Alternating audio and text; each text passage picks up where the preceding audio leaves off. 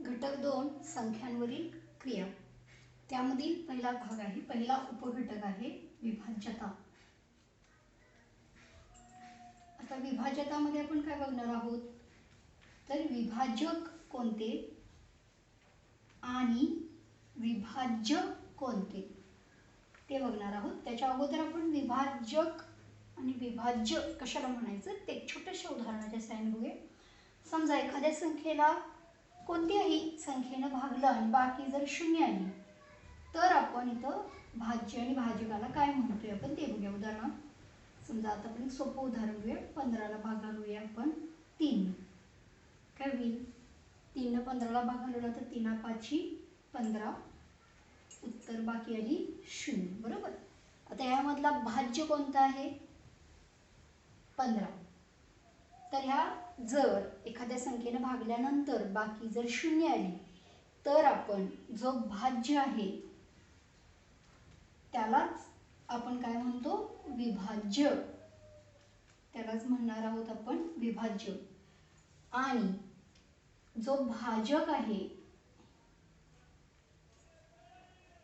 जो भाजक आहे त्यालाच आपण म्हणतोय काय, विभाजक. लक्षात ठेवा, त्यालाच म्हणणार आहोत आपण विभाजक. बाकी किती यायला पाहिजे, शून्य आली तर. लक्षात येते, जो भाज्य आहे तोच विभाज्य आणि जो भाजक आहे त्यालाच आपण विभाजक असा शब्द इथे वापरतोय. मग इथं आपल्याला विभाज्यतेच्या काही कसोट्या बघायच्या आहेत. त्यामध्ये आपण आता विभाज्यतेच्या कसोट्या बघूया. त्यातली पहिली कसोटी आहे 2 ची कसोटी.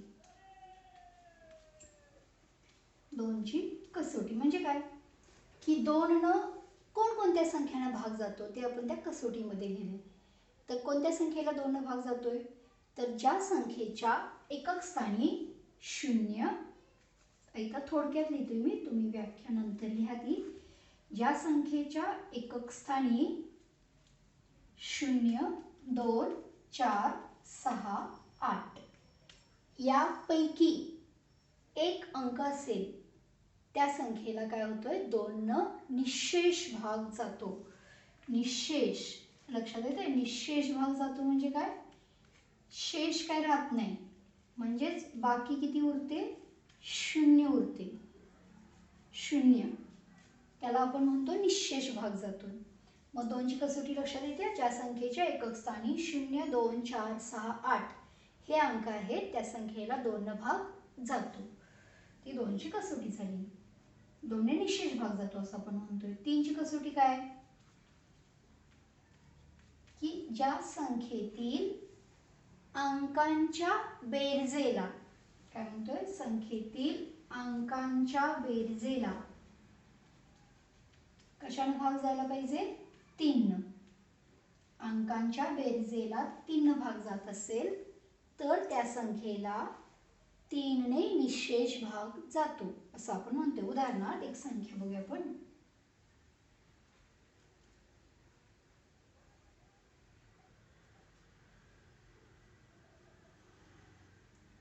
समजा 543 ही संख्या दिली. मग ह्या संख्येला 3 न भाग जातोय का नाही ओळखणार कसं, तर ह्या संख्येतील अंकांची बेरीज करून बघा. 4, 3 आणि 4 7, 7 आणि 5 12. 12 ला 3 न भाग जातोय, जातोय, म्हणजे 543 या संख्येला सुद्धा काय होतोय, 3 न भाग जातो. लक्षात येते. त्यानंतर आहे 5 ची कसोटी. 5 ची कसोटी काय, की ज्या संख्येच्या एकक स्थानी काय असायला पाहिजे, ज्या संख्येच्या एकक स्थानी 0 किंवा 5 यापैकी एखादा अंक असेल तर त्या संख्येला 5 ने निशेष भाग जातो. बरोबर आहे. 15, 20, 200, 250 असं काही एकक स्थानी 0 किंवा एकक स्थानी 5 असेल तर त्या संख्येला 5 ने भाग जातो. 10 ने कशाला भाग जातोय, 10 ची कसोटी. ज्या संख्येच्या एकक स्थानी फक्त शून्य, ज्या संख्येच्या एकक स्थानी शून्य असेल त्याच संख्येला धनभाग जातो. मग 100 असू दे, 1000 असू दे, काही असू दे, तर त्या संख्येला काय होईल, ज्या संख्येच्या एकक स्थानी शून्य आहे त्या संख्येला धनभाग जातो. लक्षात येते? 2, 3, 5, 10. पुढची कसोटी आहे 4 ची. आता 4 ची कसोटी काय आहे की ज्या संख्येतील एकक आणि दशक स्थानचा अंक मिळून तयार होणारी संख्या किंवा तयार होणाऱ्या संख्येला 4 ने भाग जात असेल तर त्या सगळ्या संख्येला 4 ने भाग जातो. म्हणजे बघा, उदाहरणार्थ समजा आपण आता असे लिहिलं 516, तर एकक स्थान आणि दशक स्थानचा अंक कुठला आहे, हा 16 झाला. बरोबर. मग या संख्येला 4 ने भाग जातोय का, जातोय. त्यामुळे या सगळ्या संख्येला सुद्धा काय होईल, 4 ने भाग जाईल. सहावी कसोटी आहे 6 ची कसोटी.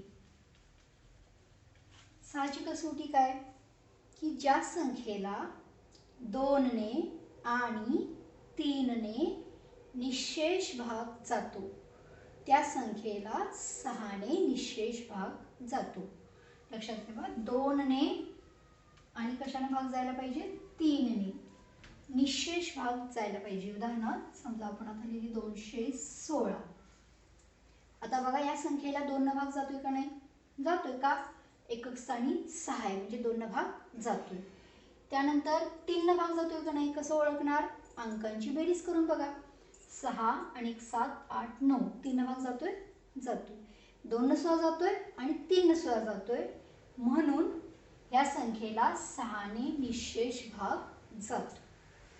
त्यानंतर आहे 9 ची कसोटी.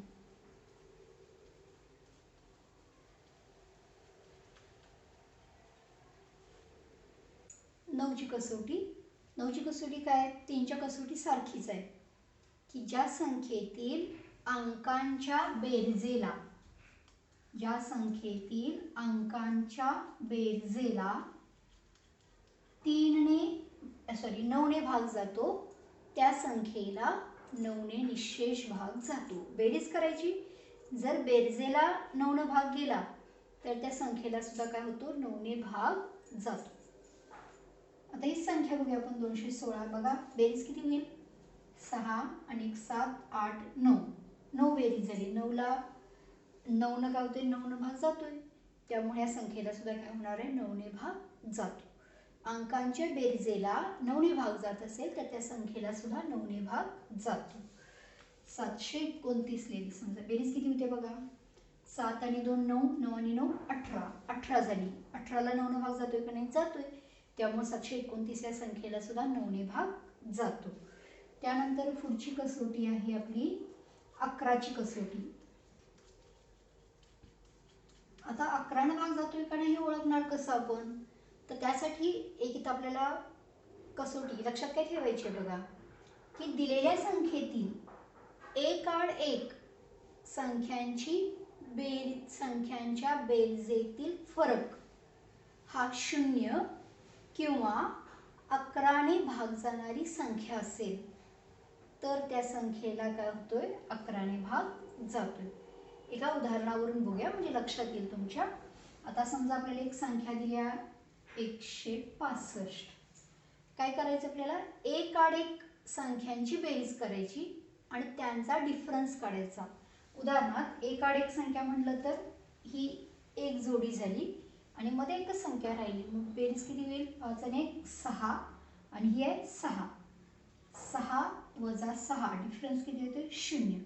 काय म्हटले कळते का बघा, एक आड एक संख्यांच्या बेरजेतील फरक जर 0 किंवा 11 ने भाग जाणारी संख्या तयार होत असेल तर त्या संख्येला 11 ने भाग जातो. आणखीन एक उदाहरण बघूया म्हणजे लक्षात येते का बघा परत एकदा. आता 1331 ही संख्या दिली, एक आड एक संख्या, 1 आणि 3 4 आणि 3 आणि 1 4. 4 वजा 4 डिफरन्स किती आला? 0. 0 तरी यायला पाहिजे किंवा 11 भाग जाणारी म्हणजे 11, 22 असा डिफरन्स यायला पाहिजे. तर त्या संख्येला काय होणार आहे? 11 भाग जातो. ही आहे 11ची कसोटी. त्यानंतर आहे 8ची कसोटी. जशी 4ची कसोटी होती तशी 8ची कसोटी आहे. 4च्या कसोटीमध्ये आपण एकक आणि दशक स्थानचा अंकाचा विचार करत होतो. 8च्या कसोटीमध्ये एकक, दशक आणि शतक या 3 स्थानच्या अंकांनी तयार होणाऱ्या संख्येला जर 8ने भाग जात असेल तर त्या संख्येला काय होतो की 8ने भाग जातो. शेवटचे 3 अंक एकक, दशक आणि शतक स्थानचा अंक बघायचा. त्या अंकांनी मिळून तयार होणारी जी संख्या आहे त्या संख्येला जर 8ने भाग केला तर काय होणार आहे? त्या पूर्ण संख्येला सुद्धा काय होतं? 8ने भाग जातो. उदाहरणार्थ समजा आता आपण जर असे लिहिलं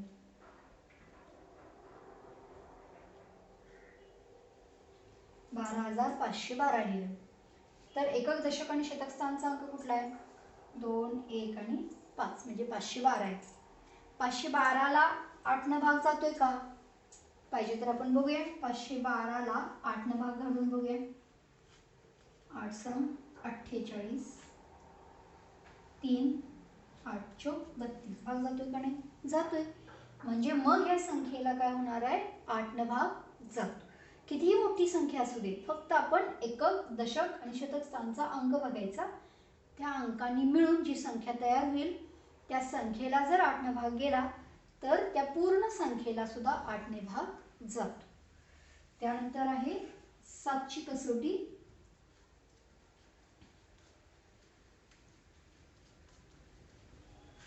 आता 7ची कसोटी काय आहे?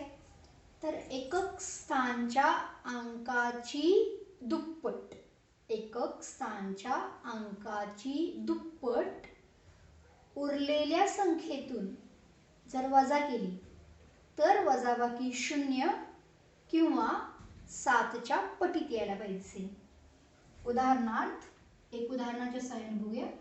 समजा 147 ही संख्या आहे. एकक स्थानचा अंक आहे 7. त्याची दुप्पट केली काय होईल? 7ची दुप्पट केली 14 होईल आणि उरलेली संख्या आहे 14. 14 वजा 14 0. 0 आलं म्हणजे चालते. त्यामुळे 7ने भाग या संख्येला, सगळ्या संख्येला 7ने भाग जातोय. समजा आता आपण आणखीन एक संख्या घेतली 287. एकक स्थानचा अंक आहे 7. 7ची दुप्पट काय होईल? 14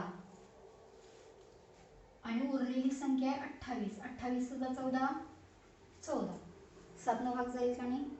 जातोय. लक्षात येते? 343 बघूया. 3ची दुप्पट 6. 34 वजा 6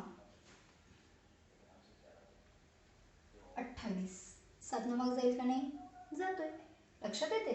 म्हणजे आता ह्या 10 कसोटी आहेत आपल्या आणि ह्या 10 कसोट्यांवर आधारित आपल्याला काही उदाहरणं सुद्धा काही करायची आहेत. कसोट्यांवर आधारित उदाहरणं